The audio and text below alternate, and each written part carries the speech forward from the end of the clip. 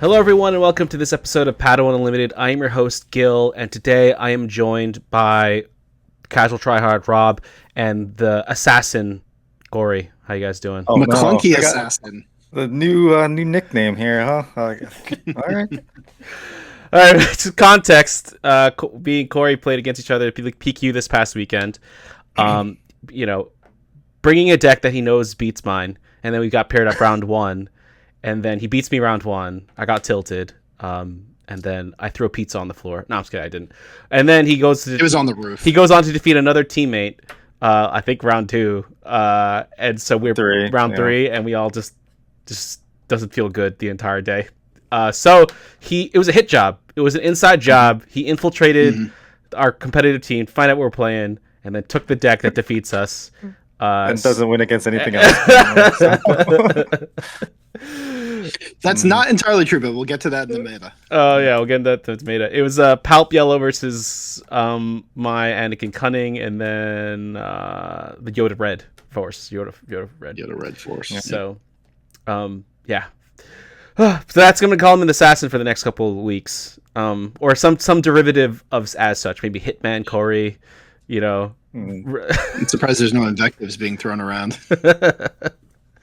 But let's talk about logistics. So, if you're new to the podcast, please remember to like and subscribe. Tell your friends. It's always really helpful, exceedingly motivating. And we are starting since last month was like the start of the raffles. This month this week for the next 4 weeks, we're giving stuff away based on that. So we're going to do the first one is going to be this Poe Dameron showcase card that was generously donated to us from Tetra. From the Bothan Network. If you ever meet this dude, please always... I don't know if he wants me to tell people to say hi to him, but he's really insightful. He's a great competitor for sure, like one of the best out there, and just specifically with Quinlan Tarkentown. And just, every time I talk to him, I learn something new. So he's a real good source of just like information, just good vibes, in my opinion. But everyone's flavor is different, I guess. Anyway, Poe Dameron, we had 64 entrants. I have a random generator here of numbers, so I'm gonna click enter, and then let's see what we get. We have number Andrew. Yeah, Andrew J. Owen. Congratulations, brother! If you are listening, I'm gonna send you an email. Congrats again on the Poe Dameron showcase. We'll contact you from gil@padawanunlimited.com and get your address and get this out to you as soon as possible. So, all right, as soon as you respond to me, as long as I'm not traveling, because I am going to Arizona this weekend. Okay, so in other news, hopefully that's good for his collection. But let's go into our collection segment. Corey, what do you got for us? Well, collection-wise, we went to the PQ. I did trade in some stuff, and I picked up a couple of Hyperspace Devastators, but that's not really. I mean, it's old stuff. I know you, Gil, you picked up a bunch of things though, and I was hoping you could show us or tell us about it. Just got his binder ready. Yeah, it was pretty cool. Like, this store was really great, and I think we're gonna try to do some stuff in the future with them because the store was awesome. Yeah, but I did mention last week I was gonna get some things I was hoping to show. Unfortunately, I wasn't able to meet up with the gentleman to make the trade. So the plan is at Red Seal to complete that and get those serialized cards. So to execute right on that epic 5-10 way trade for some cereals and stuff. So on the Order 66, perhaps. Order 66 is funny. So I have been on like a showcase kick. And not necessarily buying them, but also just doing actually a lot of trades. Wheeling and dealing. Yeah, wheeling and dealing. So we've been talking about this for the last couple of weeks in terms of just like collection, showcasing, all this stuff. Yep. So we're gonna have a continuing series outside of this podcast on the YouTube, talking about a little bit more. We're gonna talk about grading. We're gonna talk about trading in for value. We're gonna give an example of it at that store we went to the PQ for, right? So, but let's talk about this. So I had some extra swag, and I traded out my VIP deck box, from the Galactic Championship. It's a black box. It has Galactic Championship with like white or gold stitching. Gold stitching. I traded it for 2 showcases and a bunch of other Spark of Rebellion cards. The 2 showcases I got was Wedge Antilles. Nice. Right? Wedge Antilles. The glare sucks. And then also a Hunter. showcase. So I got 2 showcases. Very clean. Yeah, and then I got some cards to fill out the value for that. And then because we had some trade-ins, I was able to do. I had a lot of bulk like rares and stuff with me, and like other special cards that I traded in for some good value, and I got a Kazuda showcase as well with trade-in, which is like really great because they're actually really good. Like they were 50% of cash value, and then if you did trade-in value, you got 25% or 50% more of that that cash. 25% on top of 25% of that cash. So it was like really freaking good like value in my opinion. I think it ends up somewhere around 60-70% of return. So I got the Kazuda, which was actually really good value as well. And then because then I was talking with somebody and I saw that they had a showcase that was on the cheap. And in terms of like it's a cheap showcase. It's not like a very popular showcase. It's the Grand Inquisitor. So I got 4 showcases this past weekend. This is not including all the other trades I've been wheeling and dealing in the past like couple weeks, but I'm rolling. Yeah, man, that's awesome. And it's like a mixture of cash, like kind of everything we've talked about over the last couple weeks brought it together to actually execute and show like how it's possible. But we'll talk about that a little bit more maybe in the future. And I got some Anakins as well. I'm happy. So that's awesome. Yeah, it's always nice to add to the collection, especially with those showcases. And again, they may not be like price like monetarily valuable, but there's that feeling of completing the collection and getting those showcases in your binder or whatnot, and just look at it. It's nice. I like that. Yeah. Like I traded for an Elspeth, and it was like it's a $35 showcase, but it's still a showcase. It's still awesome. Yeah, you gotta appreciate the art. It's also just like put it on your wall. I'm still trying to figure out like how the best way to display it. Yeah, because I know my wife doesn't want me sticking 100 cards on a wall in the living room. So we'll talk. You want to showcase them because they're showcases. You got to showcase the showcases. Yeah, no, for sure. I the 2 showcases I'm trying to get next are going to be probably Ahsoka Tano and Barriss Offee. First Legends of the Force, because I'm cooking some decks with those two leaders. I still want to complete all the showcases for set 1, 2, 3, but I'm nowhere near close to that. But speaking of showcases and awesome art, today was a really good reveal. Yeah. For set 6. Definitely. What did you guys think? So I think they did. Go ahead, Corey. I was gonna say I think that the art has gradually been getting better and more interesting, and I think that they're finding their way more now with some of the art stuff and the prestige cards. Like I'm sure Rob, you're going to mention the Cad Bane. Yeah, the prestige I was going to say I don't care if that Cad Bane card is garbage. It looks really good. Yeah. Like the wanted poster aesthetic. I really dig that.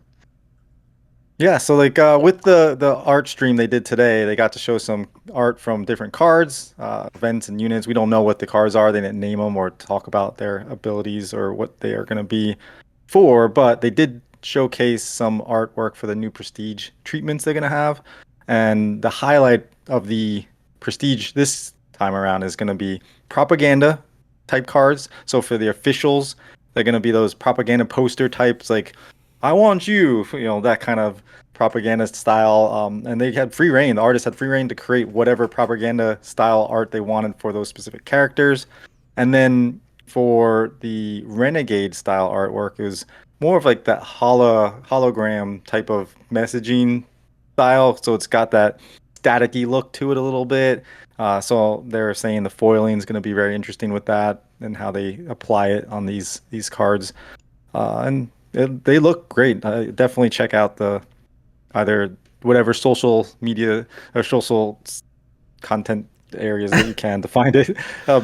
I'm sure we have it somewhere on our Discord as well. It's on our Discord. Yep, on the spoilers. So, Rob, what were you going to say? Well, I was just going to say, like, I do dig the alternate art styles, and there was a little bit of discussion about this today, actually, on our Discord, but I do hope that they start to branch outside of, like, the character only prestiges, like where they start to do events that have like custom art to them, right? Like, I think someone was talking about like Prepare for Takeoff having like a cool propaganda poster type style or something along those lines, so like, and that's Currently just they're like all one units, potential right? example, right? Yeah, because right now they're all units. So like having events, having like other things that have cool art to it, I think will be nice as well if they get there. I don't know if they're doing it this set, but hopefully in the future. I think they're probably going to do it probably maybe after like set 8 or something, because they were already in cycle to do all the production for these things. So they're I think that after give it another year or two, they'll be able to physically branch out, because they're not going to be locked into a format that they've already done. I mean, because they're doing alternate art for events like Super Laser Blast, the Galactic Championships, right? They got all the lightsabers, special treatment for Top 64. Like, they're willing to do it. It's just, I think they're just like waiting, or now that they were, FFG in my experience, like from what I've seen now, is just like very slow, like tick, tick, tick. They're not a very changes don't happen fast. They're methodical. Yeah, they're methodical. They want to make sure there's like probably like good ROI. Which, speaking of ROI, do you think the art for this Carbonite set is gonna increase values, or it's not gonna matter? It's all about playability and stuff still. You mean for Secrets of Power? Yeah, Secrets of Power. I think it still is going to be tied to playability. It has been historically, like, and when you want to cut up in a pie scenario here, playability is going to be more than 50% of the value. Yeah. Like there, the pie chart's gonna look, like there's a slice of pizza that was taken out, and there's just a single slice, and that single slice is the art, right? So like the rest of it is the playability. People are gonna value cards that they're gonna be able to use way more than they're gonna be able to look at, right? Yeah. So that's the factor, but the other factor is the art, and if you can elevate a card that's good to become great because the art is so cool, like Super Laser Blast at Galactics was the bottom line most popular card because people loved that artwork for it, that treatment for it. Yeah.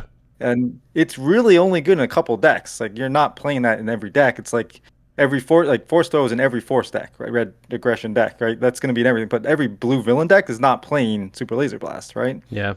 But because of the art, it was the most popular card at Galactics. So there is that factor. And I think they did a much better job with these alternate art cards to make them look unique, different, and not what you expect from what we've seen before.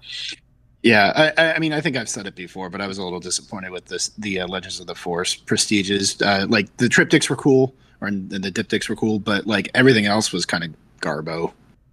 I mean, it was boring, right? That's the problem. It was just boring because it was generic.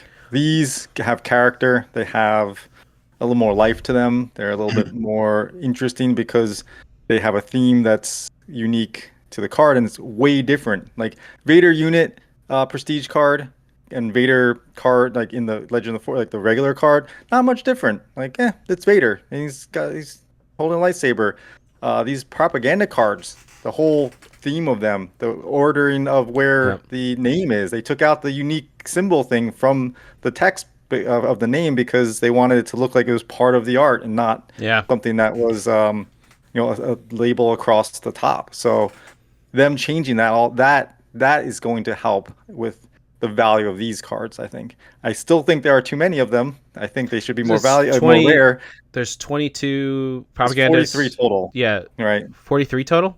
Okay. Because you got 22 Renegade or proper. It's 22 and 21, right? So we have. I don't remember which one's which, but I think they said there was 22 either propaganda or Renegade, and then 21 of the other. So like if you combine all the prestige cards, you got 43 here. Yeah, that's a lot. I would like a card that is not guaranteed. Like a prestige treatment card is great in every pack, but I want something that's a bigger chase, a harder chase to go for. That's what I'm looking for. Yeah. Another alternate art, like a third version of something, like that Cad Bane card. You could do even something more unique or something like that.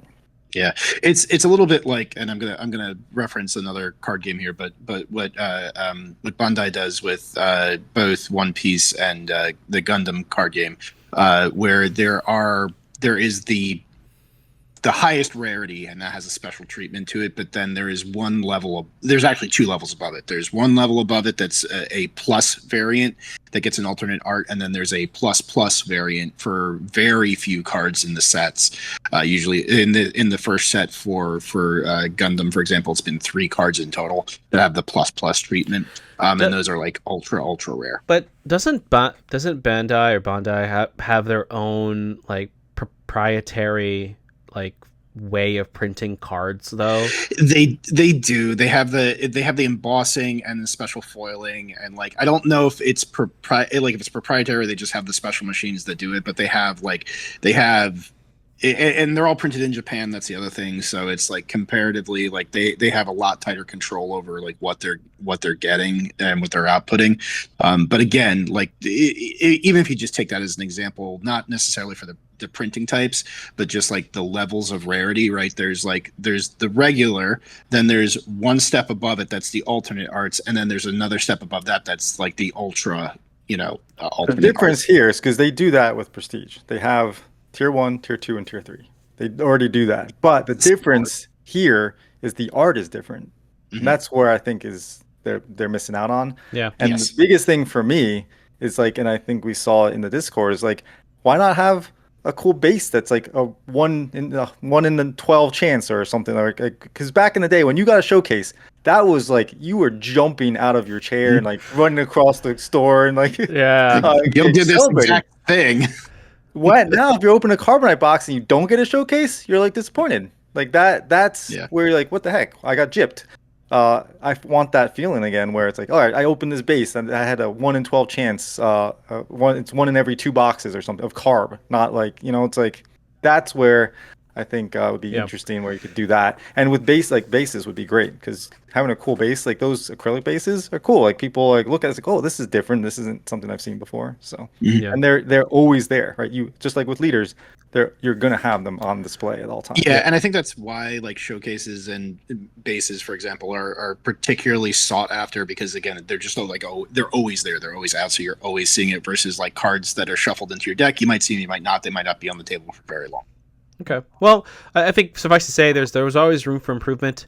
We probably not get the art's awesome so far in terms of prestige and non-prestige. Like even the non-prestige cards, like the face, like how they're drawn and stuff, like is so. Like Cassie Andor staring at you, staring down at you, or like he's staring down, looking up because he's like frustrated. Yeah, head tilted down. Yeah. That's like I was like, ooh, that's gonna be sick. That's gonna be so cool.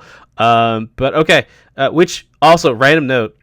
Try not to pay MSRP for your Carbonite boxes. There's always a deal somewhere. Like I think I paid MSRP 0 times for a Carbonite box.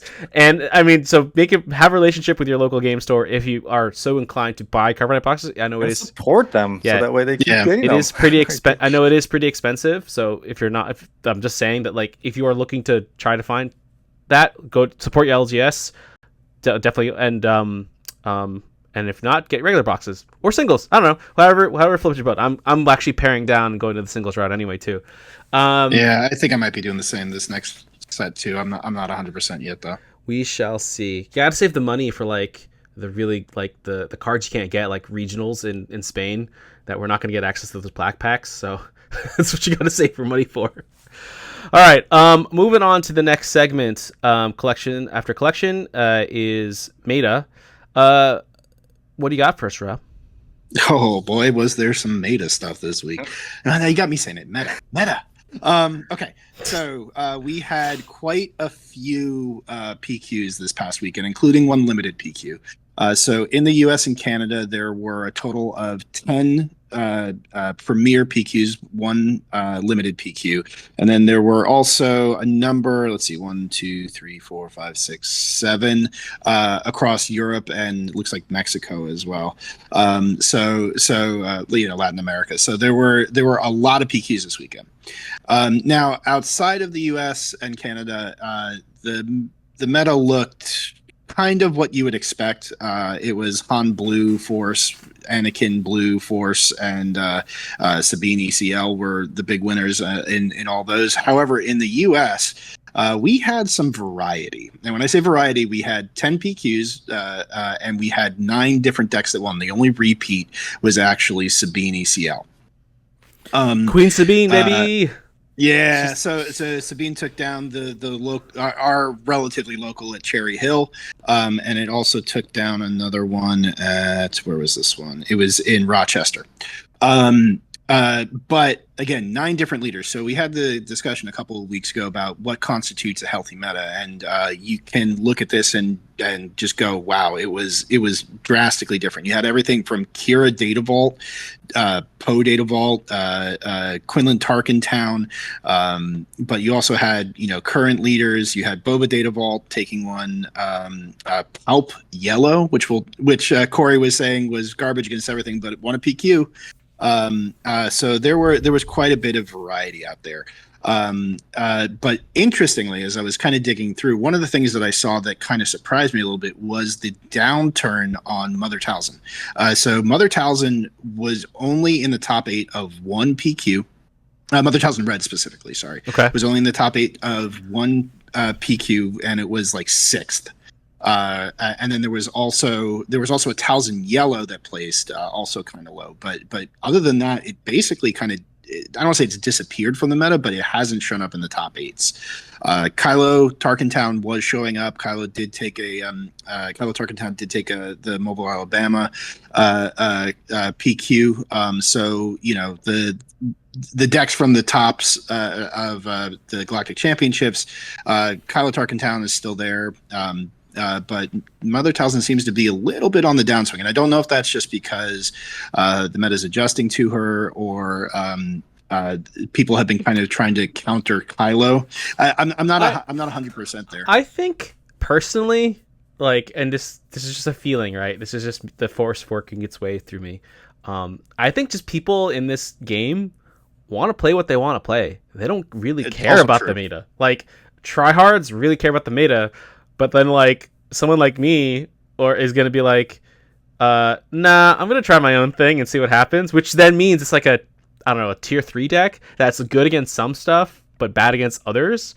And, how can these meta decks, quote-unquote meta decks, prepare for literally a wide field where, maybe, out of 100, 20 of them are, meta, and then the rest are just, random jank. You can't. How you get prepared for that? You can't. Well, I mean, but again, it's interesting to see it because, yes, there is a prevalence of what do you call it, of Hantu Blue Force, right? Yeah. He's still showing up in top 8s, so you're still going to see him. Yeah. But all these decks are kind of, I think, reacting to it in some way. The other one that's really shown up a lot is Boba Data Vault. So no surprises there. It's still a very strong deck. But I think one of the big surprises for me was actually the rise of Poe. He's starting to show up a little bit, and so Poe Data Vault won a PQ out in Winnetaka, California, and also in that same PQ there was a Poe ECL deck that placed in the top 8, and I think particularly after we see Sabine rotate out, Poe is probably looking to be like a successor type to her. They have not the same, but they have a similar game plan in terms of flipping early, doing damage, and having your doing burst damage early, and having your opponent have to deal with that. I think what's really going to be it's still 6 months off plus or minus, but the set rotation I think is again really going to shake up this meta, although we will be seeing, because Boba is primarily built out of cards from set 4 onwards. There are some set 2s that are in there that'll have to either find replacements or things like that, but there's a lot of stuff that's staple that's in that deck that's going to be continue to be in rotation going forward. But going forward, rotation is going to be really interesting, but I think we can talk about that as a different topic at some point in time. Corey, you're muted. Yeah. I was like, oh shoot, I'm not talking. No, these PQs, which is the planetary qualifier, that's what PQ stands for. They are the lowest level of the season competitive, right? Yeah. So people are it's nice that there's so many of them, but like the range of players at these has been pretty interesting to see. Because like, do you think it's because there's some that are 100, like there's one that Los Angeles one was 113, but then Yep. there's one in Rochester was 34 players. So is that because there's more of them, you guys think, or is that just because the people aren't as excited anymore and don't want to go to these?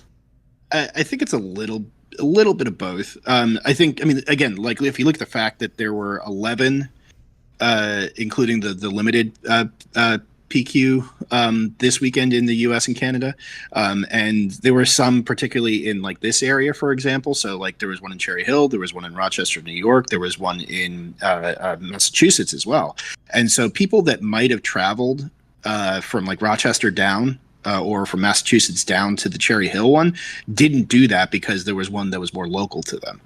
So I think it's a combination of both those things. I do think there's a little bit of competitive burnout going on. I mean, we're just post Galactics, so and then right immediately into the PQ season. So I think there's a little bit of that going on. But I think generally speaking, it's just there's more of them and they're more concentrated. There's a greater concentration of them on the same day, so people aren't having to travel. Unless you're in Canada. Unless you're in Canada. Canadian fans. Well, as we discussed on the Discord this week, our neighbors, Quebec meta, Quebec meta supremacy is coming down to crush us. Yeah. Okay. I think what was it? I do think that the game is going well, and I think that people are still excited. So yeah, that's not to say that it's like it's a sign of like poor health for the game or the community as a whole. I think it's just again there's been a lot of competitive events in very rapid succession, happening, and look, everybody. This is maybe we use this as a segue because everybody needs a little break every now and then, trying to stay motivated to continue on with that grind because now. Again, as we move into season, or as we are in season 1, rather, now it's competing for points so that when you get to Galactics, you might have already qualified for day 2 because you've earned enough points. That's the other thing I've noticed too, is like now it's so much more important to place well. Even if you've won a PQ, you're not now. Yeah, you're not necessarily, oh yeah, I'm just gonna whatever. I already got one, so it doesn't matter. It matters because you're gonna get your hotel, your flight paid for if you get the top 32, I think. Yeah. There's no more pass down. You just get points. Exactly. So let's talk just for anyone who's new to Star Wars Unlimited. It's also just in general, like for the competitive scene. So the way what they've done for this season of the card game. So I'm going to assume the seasons run from July to July, right? At these competitive tournaments, there's a certain allotment of points that depend on your placement and size of the event. Can go all the way down from number 1 to 8 to like 64? No, 32. I think I think it's 32 at a regional qualifier, and it scales so that you can still be able to get an invite to the World Championship or Galactic Championship in Las Vegas as long as you secure 100 points. And a top 8, I think at a PQ gets like 15, so you need to get 7. You need to get top 8 7 times, or finalist twice, or just win one. And then you don't have to really worry about it if you don't care about like being on that leaderboard. There's a leaderboard where everyone who wins get points, and you're in the system, right?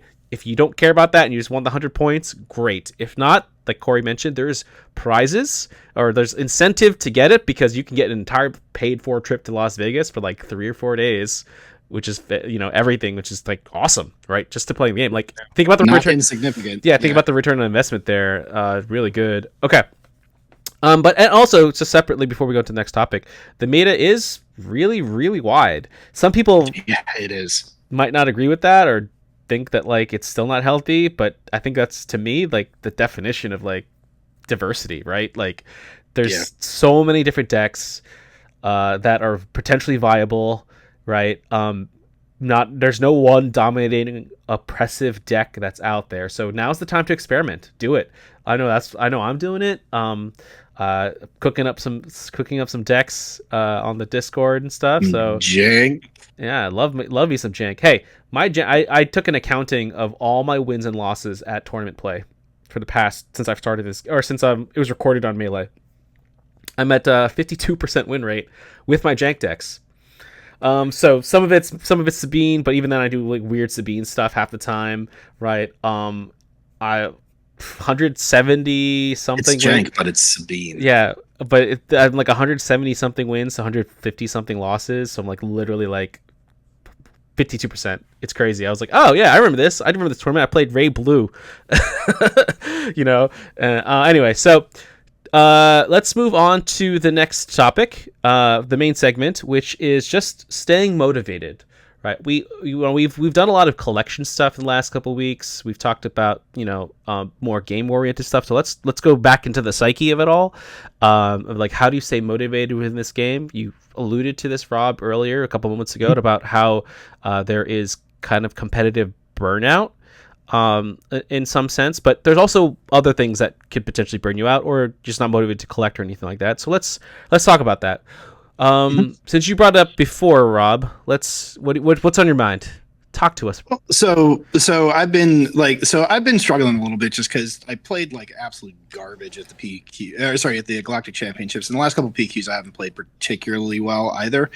So I've been kind of struggling with that a little bit. Now, as Gil kind of alluded to at the very beginning of the segment, my subtitle is in fact Casual Tryhard because, look, I'll be honest, I don't have a whole lot of time between my job and other responsibilities outside of work to dedicate to just competitive grinding, right? Like playing games, getting reps in, all that kind of stuff. But I've been more or less okay with that kind of going on. But I started to kind of just get a little bit burned because I was just like, man, I'm just not playing well. It's like I know I'm playing games that I know I should win. I know I should have, like, if I just done one or two things differently. And what's kind of funny about that, and I'll kind of bring this kind of full circle is that really it's sort of like the mindset of like quitting just before you get to the finish line, right? So it's like losses are hard to quantify, right? Because you're like, a loss feels like a loss no matter what you do, but did you improve? That part's hard to see. And for me, I was kind of losing the forest for the trees. Because it was just like, I'm just losing. And I'm not looking at, okay, really the last couple weeks, specifically at locals, I've been like on the doorstep of a couple matches, like, if I just done one or two things differently, I would have taken the whole thing. And it was, 2 to 3 weeks in a row where I was doing that. And I was just looking at like, I'm losing, I'm doing terrible. And then now this is just one instance of it, but this past week, literally yesterday, I for the first time since I've started playing this game, I actually took a local. So I took a local 3-0. That's not true. Did that. You did one last December or November or something, but it was against new people. You still did it. It was against new people. I do not count. Okay.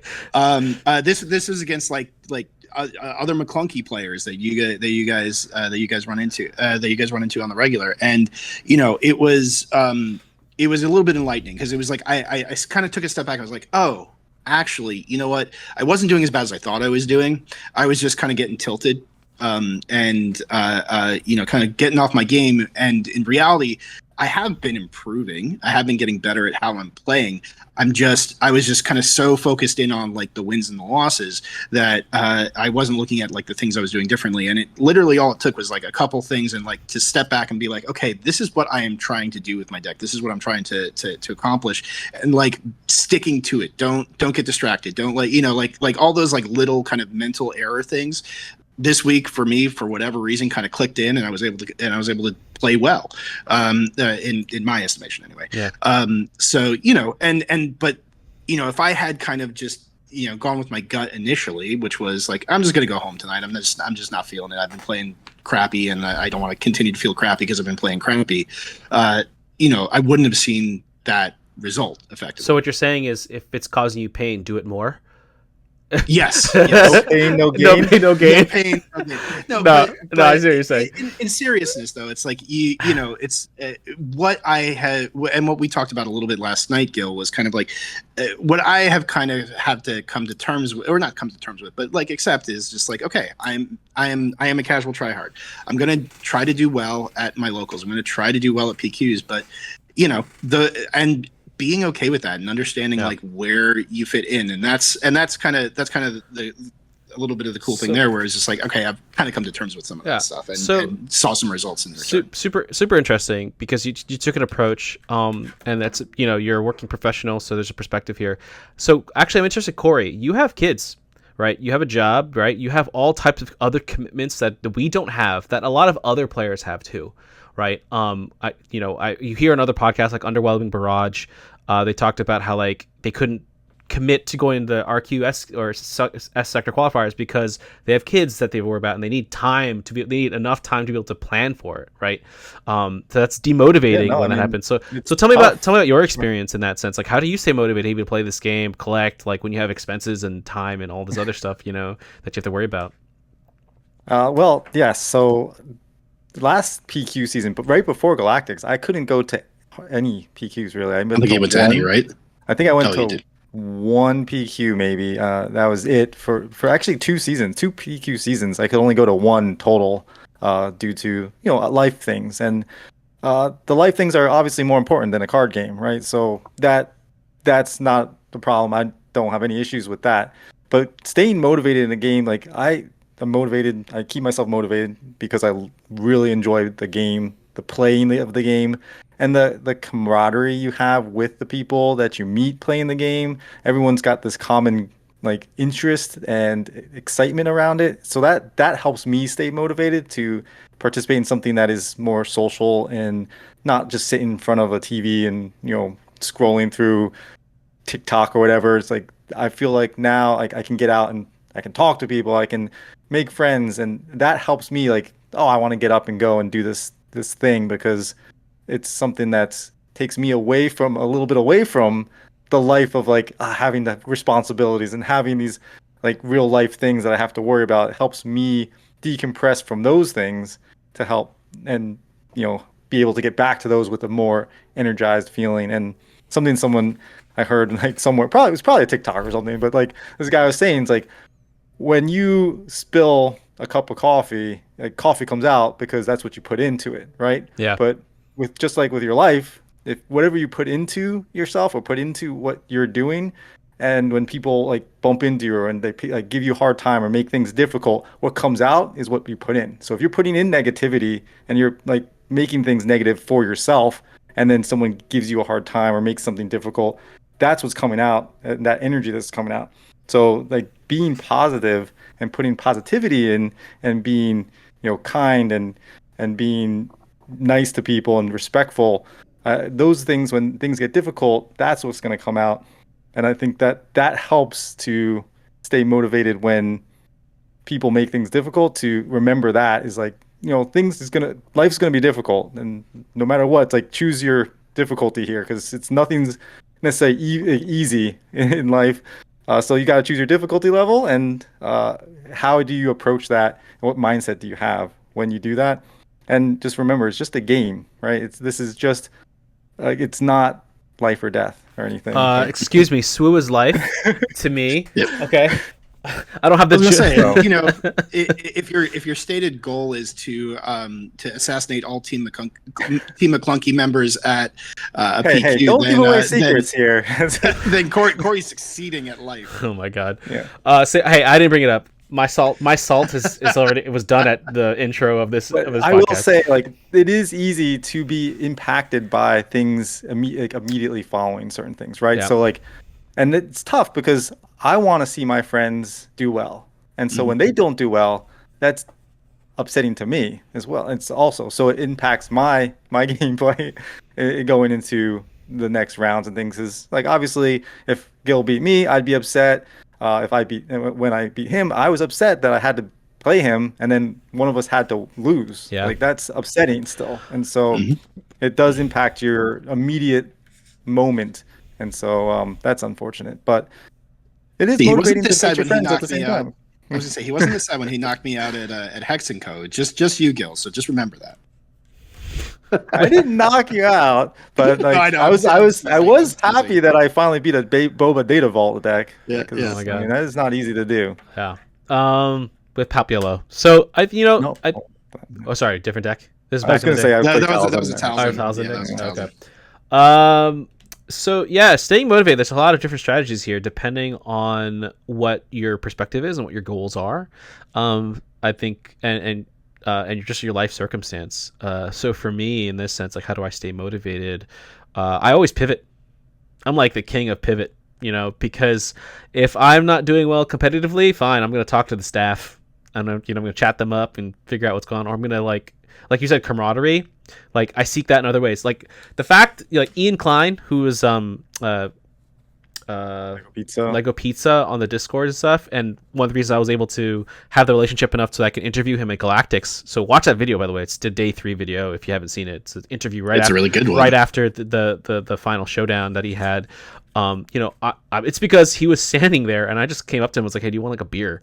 And I was like, at Hex & Co, and it was a good experience. I just got to meet him, so that brought me joy and keeps me motivated, because I'm also an extrovert, as you can probably already tell. That helps. But even if you're an introvert, an extrovert's is going to try to collect you as a person. So you just, this is what Gil did to me. So I think so. I pivot, and then or if that's not just meeting people, then like, what did I do when I got assassinated the other day? I went to do trading in my cards. We're never gonna let this. And I did not, at least for a couple more weeks. I went to the store. I was like, oh, you guys do trade-ins? Let's do this. And I spent like an hour like going through the catalog. We're like, oh, I want to sell this one. I want this one. I kept going to the window thing to like look at the cards. I was like a little kid. I was like, what is that? Do you have any serialized cards on a number 4 or 24? Stuff like that. And then I think finally for me, this is the unhealthy thing that I do, and I don't suggest other people do this, is I self-sabotage my games. Like, this is for competitive stuff, not talking about collection. I'm always motivated to collect, but in terms of competitive, like, I want to play like meta jank. I want to play meta decks because I know I can win. Like, every time I played a meta deck, I've had an amazing win record. Like in Milan at the side tournaments, I was like 4-0, 3-1. Like, I was like just wrecking it, with a Sabine deck. At other tournaments, I was like 5-2. Like, I'm just like doing really well, but I know that I also don't have the time to commit.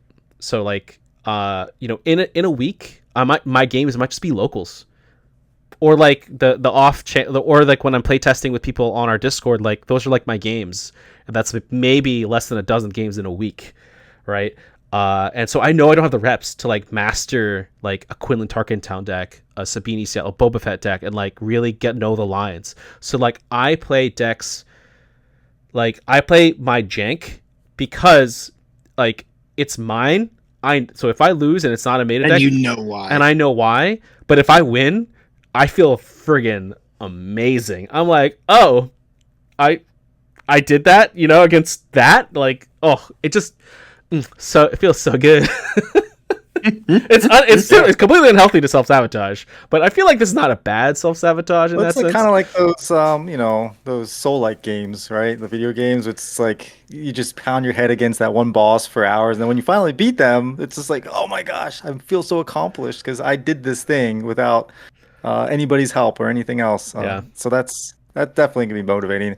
Like, I think seeing high-level play motivates me also. Like, being at Galactics and seeing the level of play that was there, and the innovation with Tarkentown Kylo, like, that's motivating, because it's like, yeah, you can come up with something that's out there and nobody's thinking about, nobody's talking about. You find a card that everyone says is trash, and you find a way to make that card like the key aspect to a deck that you build around, and then take it to finals or whatever. That's amazing. I think that's super motivating, because it means we all have a chance, right? Yeah. We can come up with whatever, and just because it's not the meta, it doesn't mean it's not going to be successful. Also, I mean, we've talked a lot about collection and stuff. I mean, not collection. We talked about a lot about competitive stuff, right? Rob, seeing the journey from like getting to like that, it finally clicked, right? Or like the talking about how, seeing innovation. There's another, like, if you're a collector specifically or anything like that, there's other things you can do. So for example, how do you display like interior decorating, like, or design, like how do you display your collection, right? And what ways can you configure your place to have things look natural in your home, so you can have the essence of Star Wars in this like new thing. Like there's a Instagram, I think it's called like Swoo Collector or something like that. This dude, primo. I mean, like the way he does his collection for his Galactic Championship cards is he has like, the way he did it for now is like he has 2 rows going down, so there's 4 columns, right? And in the middle there's paired up cards, and then on the sides is cut up a Galactic Silver Pack packs, so that, and they're in the card slot, so it's like a row of like Silver Pack like wrapper on the side, and in the middle it's like the cards. I was like, that is freaking genius, and that looks good, especially because there's like they're all diptychs all over the place, and you do that for every single card, like silver and black. It's also part of that set. Oh, so that was like, dude, I want to do that. Like that was cool. I saw one guy display his lightsabers. He had like laser pointers behind them, so they were shooting out the color of the lightsaber. Dude, that's what I was like, what the heck? This is amazing. Which like I feel like Rob, you'd be really good at that, because like you're an architect, right? And you just did you did like Gundam stuff with LEDs like this past weekend. So like I feel like if we wanted to somehow find a way to display really our cars in a really cool way, you'd be able to like swag that up. Yeah, I'll work with you guys on making some cool shadow boxes. But see, like this is motivating. Like just talking about stuff like this is just like incredibly motivating. Just to like think about, more than just playing games, right? I think that's. Oh, go ahead, Rob. And I think that's like a good point. Just period. Like this game is more about.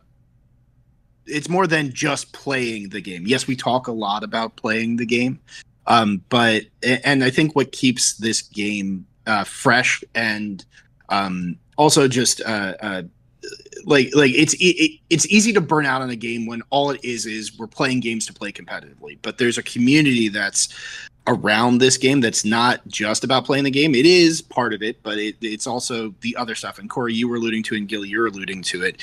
That's what keeps this game fresh, and I think that's what's going to keep this game around for a long time, is that it's not just about the game. If the game was bad, then yeah, eventually it would fizzle out. The game isn't bad, but there's more things than just the game that keep it buoyed up. Yeah, as long as you're friendly, I think, like generally friendly, and you're not everyone's a nice person, but as long as you're like polite and respectful, regardless of the situation, like in your local, like at your event, like you can make friends. It'll happen, right?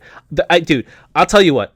Talking about locals the other day, you know how like Rob was there, and like there's a couple other people. There's a new guy there too, Scott, right? I played him in the first round. Yeah, completely new guy, right? And we were trying to be welcoming with him. I offered him bulk and everything like that if he ever needs it. Like, get your minds out of the gutter, guys.